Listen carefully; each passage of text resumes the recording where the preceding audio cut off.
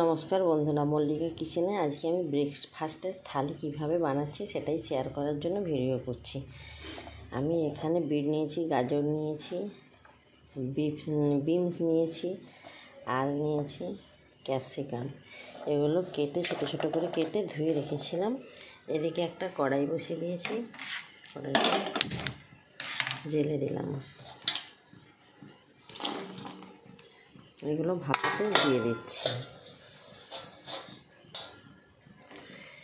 এবার ওইগুলোর সঙ্গে আমি দিচ্ছি মুগ, ছোলা, বাদাম, কাঠবাদাম, এগুলো সব দিয়ে দিচ্ছি।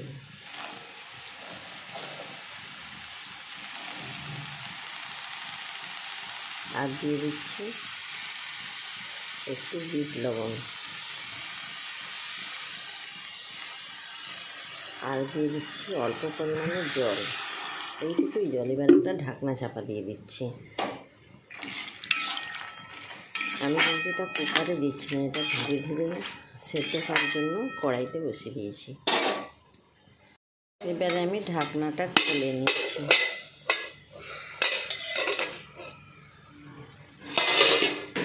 জলটা কিন্তু একদম শুকনো হয়ে গেছে আর সেদ্ধ হয়ে গেছে। এবার আমি নামিয়ে নিচ্ছি।